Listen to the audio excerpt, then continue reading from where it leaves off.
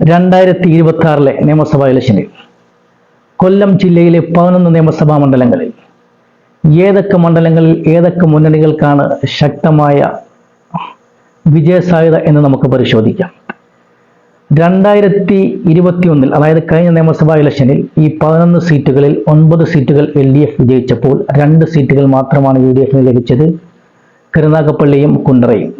എന്നാൽ 2016 നിയമസഭാ ഇലക്ഷന്റെ ചരിത്രമെടുത്ത് പരിശോധിച്ചാൽ 11 നിയമസഭാ മണ്ഡലങ്ങളിൽ 11 LDF നേടിയപ്പോൾ UDF ഒന്നും കിട്ടിയില്ല എന്നുള്ളതാണ്. ഈ 11 നിയമസഭാ മണ്ഡലങ്ങളുടെയും പാർലമെന്റിലെ ചരിത്രമെടുത്ത് പരിശോധിച്ചാൽ ഈ 11 നിയമസഭാ മണ്ഡലങ്ങളിലും UDF ശക്തമായ സ്വാധീനമാണുള്ളത്.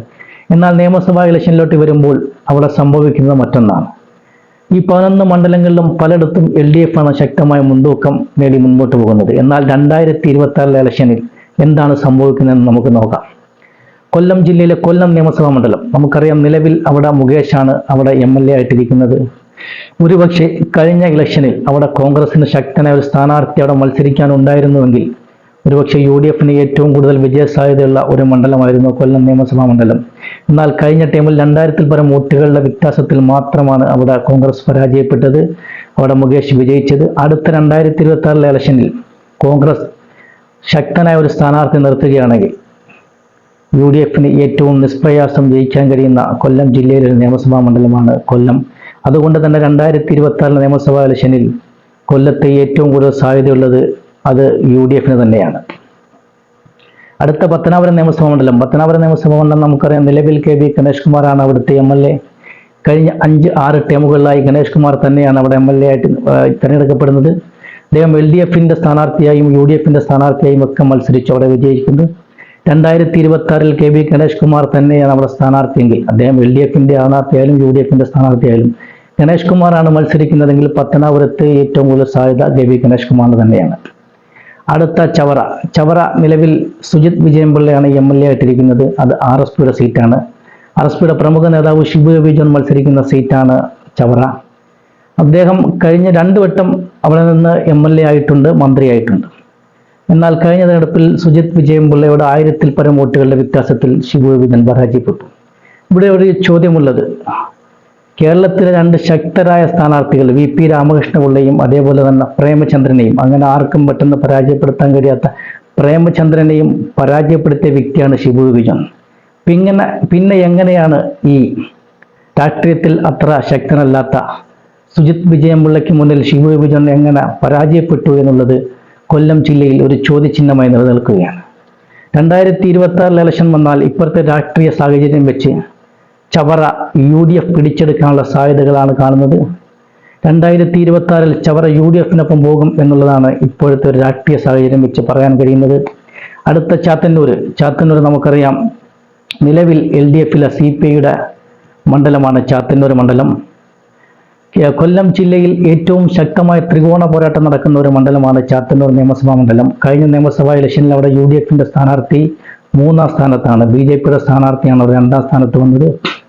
അവിടെയും അടുത്ത നിയമസഭാ ഇലക്ഷനിൽ 2026 നിയമസഭാ ഇലക്ഷനിൽ ശക്തമായ ത്രികോണ പോരാട്ടം നടക്കാൻ സാധ്യതയുള്ള മണ്ഡലമാണ് ചാത്തന്നൂർ മണ്ഡലം. നിലവിലെ രാഷ്ട്രീയ സാഹചര്യം അനുസരിച്ച് 2026 ചാത്തന്നൂർ നിയമസഭാ മണ്ഡലം അത് LDF നിലനിർത്തും എന്നുള്ളത് തന്നെയാണ് മനസ്സിലാക്കാൻ കഴിയുന്നത്. അടുത്ത കരുനാഗപ്പള്ളി നിലവിൽ കോൺഗ്രസിന്റെ സിറ്റിംഗ് സീറ്റാണ്.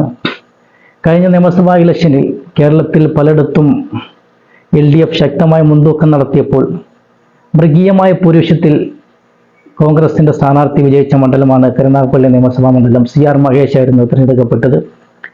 2026 നിയമസഭാ ഇലക്ഷനിലും CR മഹേഷ് തന്നെയാണ് അവിടെ UDF സ്ഥാനാർത്ഥിയായി മത്സരിക്കുന്നതെങ്കിൽ കരുനാഗപ്പള്ളി UDF നിലനിർത്തുക തന്നെ ചെയ്യും എന്നുള്ളതാണ് നമുക്ക് മനസ്സിലാക്കാൻ കഴിയുന്നത്. അടുത്ത ഇരവിപുരം മണ്ഡലം. ഇരവിപുരം നിലവിൽ LDF സീറ്റാണ്. അവിടെ UDF സ്ഥാനാർത്ഥി RSPക്കാണ് അവിടെ സീറ്റുള്ളത്. അതിനു മുമ്പ് അവിടെ മുസ്ലിം ലീഗിന്റെ സീറ്റായിരുന്നു. RSP വന്നതിന് ശേഷം RSPക്ക് സീറ്റ് കൊടുത്തു. കഴിഞ്ഞ ഇലക്ഷനിൽ അവിടെ CPM വിജയിച്ചു. അടുത്ത നിയമസഭാ ഇലക്ഷനിൽ അതായത് 2026 നിയമസഭാ ഇലക്ഷനിൽ അവിടെ UDF ശക്തനായ ഒരു സ്ഥാനാർത്ഥിയെ മത്സരിപ്പിച്ചാൽ, നല്ല പോരാട്ടം കാഴ്ചവെക്കാൻ സാധ്യതയുള്ള കെൽപ്പുള്ള ഒരു സ്ഥാനാർത്ഥിയെ മത്സരിച്ചാൽ UDF ശക്തമായി തിരിച്ചുപിടിക്കാൻ കഴിയുന്ന ഒരു മണ്ഡലമാണ് ഇരവിപുരം നിയമസഭാ മണ്ഡലം. എന്നാൽ 2026 സാഹചര്യം അനുസരിച്ച് ഇരവിപുരം നിയമസഭാ മണ്ഡലം LDF നിലനിർത്തും എന്നുള്ളത് തന്നെയാണ് നമുക്ക് മനസ്സിലാക്കാൻ കഴിയുന്നത്. കുണ്ടറ നമുക്കറിയാം, നിലവിൽ PC വിഷ്ണുനാഥാണ് അവിടുത്തെ MLA, കോൺഗ്രസിന്റെ സ്ഥാനാർത്ഥി. മേഴ്സിക്കുട്ടിയമ്മയെ പരാജയപ്പെടുത്തിയാണ് PC വിഷ്ണുനാഥ് വിജയിച്ചത്. അടുത്ത 2024 നിയമസഭാ ഇലക്ഷനിലും ശക്തമായ രാഷ്ട്രീയ പോരാട്ടം നടക്കാൻ സാധ്യതയുള്ള മണ്ഡലമാണ് കുണ്ടറ നിയമസഭാ മണ്ഡലം. പക്ഷേ പോരാട്ടത്തിനൊടുവിൽ ആ കുണ്ടറ നിയമസഭാ മണ്ഡലം അത് PC വിഷ്ണുനാഥ് നിലനിർത്തും എന്നുള്ളത് തന്നെയാണ് നമുക്ക് മനസ്സിലാക്കാൻ കഴിയുന്നത്. അടുത്ത പുനലൂർ നിയമസഭാ മണ്ഡലം നമുക്കറിയാം, വർഷങ്ങളായി അത് CPIയുടെ കുത്തക സീറ്റാണ് പുനലൂർ നിയമസഭാ മണ്ഡലം. നിലവിൽ അവിടെ CPIയുടെ PS സുബാലാണ് അവിടുത്തെ MLA. അവിടുത്തെയും സാഹചര്യം ഇപ്പോൾ നോക്കുവാണെങ്കിൽ 2026 നിയമസഭാ ഇലക്ഷനിൽ പുനലൂർ അത് LDF നിലനിർത്തും എന്നുള്ളത് തന്നെയാണ് നമുക്ക് മനസ്സിലാക്കാൻ കഴിയുന്നത്.